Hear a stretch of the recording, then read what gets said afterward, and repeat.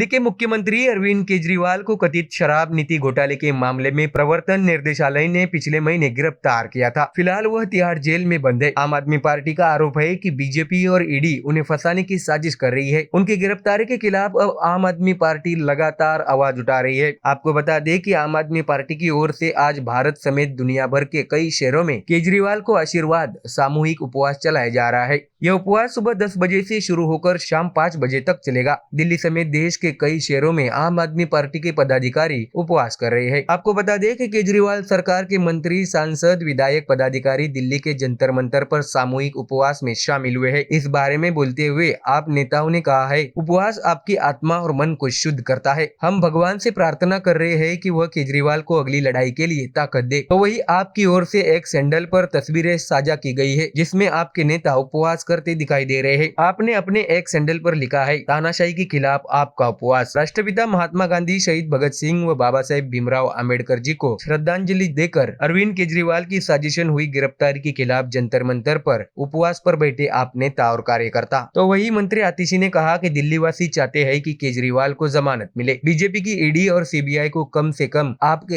एक नेताओं के खिलाफ सबूत दिखाना चाहिए। बीजेपी और शराब कारोबारी शरद रेड्डी के बीच पैसों का लेन देन हुआ है। आतिशी ने पूछा है कि बीजेपी के राष्ट्रीय अध्यक्ष को नोटिस क्यों नहीं भेजा गया या गिरफ्तारी क्यों नहीं की गई। आपको बता दें कि इस बीच ईडी ने कोर्ट में दावा किया था कि केजरीवाल दिल्ली शराब घोटाला मामले में मुख्य मास्टरमाइंड है। केजरीवाल ने आरोप लगाया है कि ईडी ने उनके खिलाफ साजिश रची है। इसी मामले में पिछले साल गिरफ्तार किए गए सांसद संजय सिंह को पिछले हफ्ते जमानत मिली है। ईडी ने दावा किया है कि उन्होंने शराब घोटाले में मिले पैसे का इस्तेमाल गोवा में विधानसभा चुनाव के लिए किया था। ईडी ने यह भी कहा है कि इससे केजरीवाल समेत पूरी आम आदमी पार्टी को फायदा हुआ है। तो वही आप नेताओं को यह भी चिंता सता रही है कि इस मामले में आपके कुछ और नेताओं की भी जांच हो सकती है। अब देखना होगा कि आने वाले दिनों में जांच एजेंसियां आपके किन नेताओं पर जांच का सिलसिला शुरू करती है। Bureau report. नारे यानी स्लोगन जिसके जरिए एक पार्टी खुद को दूसरे से बेहतर बताती है या दूसरी पार्टी पर निशाना साधती है। अब भारत जैसे बड़े लोकतांत्रिक देश में चुनावी माहौल तैयार है। हर कोई पार्टी अपने अपने वादों और घोषणा पत्र से जनता को अपने ओर आकर्षित करना चाहती है ताकि वो देश की सत्ता पर विराजमान हो। ऐसे में बीजेपी मोदी को तीसरी बार पीएम बनाने का पूरा जोर लगा रही है। तो वही विपक्षी खेमा उन्हें हटाने के लिए तरह तरह के वायदे जनता से करते जा रहे हैं। बीजेपी इस बार पूरा भरोसा मोदी की गारंटी पर लगा रही है, जिसमें मोदी की गारंटी से जुड़ते हुए बीजेपी ने कई वीडियो तैयार किए हैं और केंद्र सरकार के कई काम गिनाते हुए मोदी की गारंटी को लोगों तक पहुंचा रही है। और इसमें सबसे बड़ा नारा बीजेपी ने दिया है, अब की बार 400 पार। और इसी के जरिए बीजेपी लोगों के बीच जा रही है। प्रधानमंत्री नरेंद्र मोदी और उनके मंत्री से लेकर बीजेपी नेता लगातार यह दावा कर रहे हैं कि सरकार तो उन्हीं की आएगी और संसद में भी वे यह कह चुके हैं। इसलिए इस बार फिर मोदी सरकार के साथ ही और एनडीए के लिए सीटों का टारगेट बताते हुए भी नारा गढ़ा गया है। इसलिए बीजेपी अपने कैंपेन के जरिए नए नए नारे लगाती जा रही है जिससे वोटर उनकी ओर आकर्षित होते जाए। फर्स्ट टाइम वोटर्स को टारगेट करने के लिए बीजेपी ने पहला वोट मोदी को कैंपेन चलाया है। साथ ही बीजेपी सोशल मीडिया में एक सीरीज चला रही है जिसकी टैगलाइन है, फर्क साफ है। इसमें बीजेपी 2014 से पहले और 2014 के बाद का फर्क बताने की कोशिश कर रही है। बीजेपी नारों के जरिए सिर्फ अपना काम या टारगेट ही नहीं बता रही है बल्कि विपक्ष पर हमलावर भी है। बीजेपी अलग अलग वीडियो और मीम के जरिए विपक्ष एनडीए गठबंधन पर निशाना साध रही है। हालांकि विपक्षी दल कांग्रेस बीजेपी के नारों से खुद को बचाने के लिए जनता के सामने अपने स्लोगन तैयार कर चुकी है। कांग्रेस ने बीजेपी के मोदी की गारंटी के नारे पर निशाना साधते हुए नारा बुलंद किया है, मोदी की गारंटी झूठ की वारंटी। कांग्रेस ने बीजेपी राज को बदलने के लिए नारे दिए हैं, देश बचाओ बीजेपी हटाओ, संविधान बचाओ बीजेपी हटाओ, लोकतंत्र बचाओ बीजेपी हटाओ। कांग्रेस बाकायदा इसके लिए सोशल मीडिया से लेकर अलग अलग मंचों पर सीरीज के तौर पर नारे बुलंद कर रही है। कांग्रेस ने विकसित भारत का संकल्प नारा बुलंद करने वाली बीजेपी को कटघरे में खड़ा करने के लिए मेरे विकास का हिसाब दो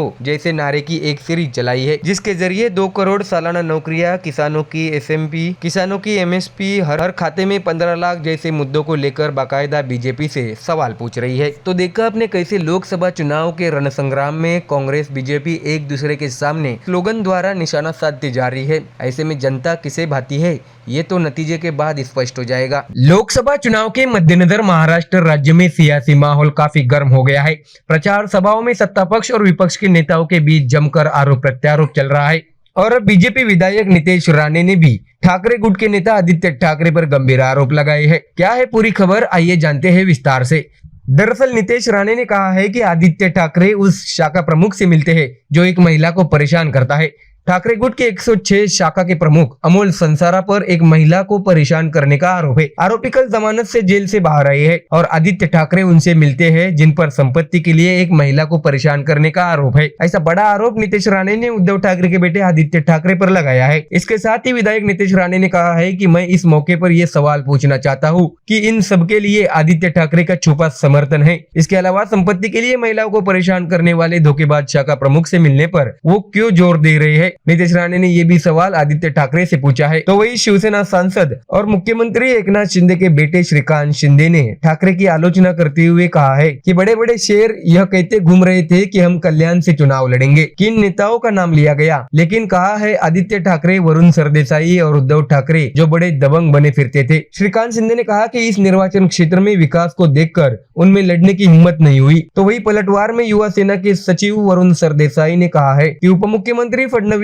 ने शिंदे के सेना उम्मीदवार की घोषणा भी कर दी और घोषित उम्मीदवार का टिकट भी काट दिया। तो शिंदे की शिवसेना के प्रमुख नेता क्या करते हैं? खुद को शिवसेना का मानने वालों का मुख्य नेता मुख्यमंत्री एकनाथ शिंदे है या उप मुख्यमंत्री देवेंद्र फडणवीस? यही सवाल पूरे महाराष्ट्र के सामने है। साथ ही उन्होंने ये भी कहा है कि वह बड़े दिल से कह रहे थे कि वह साधारण शिवसैनिकों को आगे लाएंगे। यदि आप उन्हें आगे लाना चाहते हैं तो अब जब आपके पिता मुख्यमंत्री है तो आप एमपी के लिए चुनाव क्यों लड़ रहे हैं? आप सामान्य शिवसैनिकों को वही मौका क्यों नहीं देते? कुछ ऐसे शब्दों में वरुण देसाई ने पिता पुत्र शिंदे की आलोचना की है। अब देखने वाली बात यह है कि जैसे जैसे चुनाव नजदीक आएंगे ठाकरे बनाम शिंदे का विवाद पूरे महाराष्ट्र और देश के सामने उजागर होता जाएगा।